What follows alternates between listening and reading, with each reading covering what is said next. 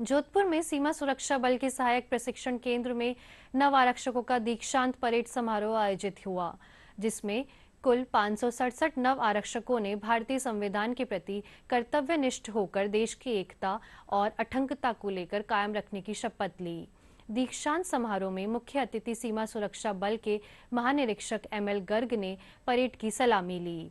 इस मौके पर महानिरीक्षक ने नव आरक्षकों को बधाई देते हुए कहा कि उन्होंने सीमा सुरक्षा बल में शामिल होकर चुनौतियों से लड़ने का साहसिक निर्णय लिया है।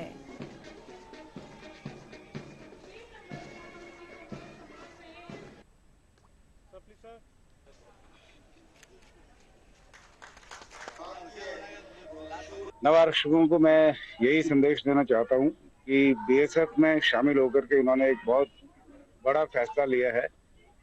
बीएसएफ का फर्क यह है कि आप फिजिकली हिंदुस्तान की सीमा की रक्षा करते हैं, फिजिकली मौजूद रह करके हम कंट्री की सीमाओं की रक्षा करते हैं, और उसमें जिसमें पाकिस्तान और बांग्लादेश दोनों ही हमारे लाइव बॉर्डर्स हैं, जहाँ पे 24 घंटे 365 दिन कुछ न कुछ होता ही रहता है।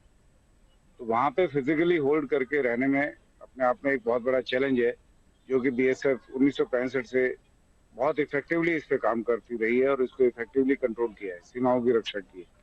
तो मैं मेरे नव आरक्षकों को यही संदेश दे रहा हूँ कि हमारी इस परंपरा को निभाएं और सीमाओं की रक्षा के लिए कुछ भी करने को तैयार, किसी भी हद तक जाने को तैयार। बीएसएफ पूरी तरह सजग है। मेनली पंजाब के बॉर्डर पे पहले ड्रग्स आती थी ड्रोन के जरिए, काफी तादाद में आई और उसको बीएसएफ ने बड़ा इफेक्टिवली रोका है। तो उसके बाद इन्होंने गंगानगर और बीकानेर के इलाकों में भी इसको कुछ इंसिडेंट्स हुए। तो इसके लिए हमने ना सिर्फ एंटी ड्रोन सिस्टम्स लगाए हैं, अपनी टेस्ट एरियाज के हमने अपने डोमिनेशन को इफेक्टिव किया है, और बाकी एजेंसीज के साथ मिलकर के इनके इरादों को नाकामयाब करने के लिए हम पूरी तरह से तत्पर हैं।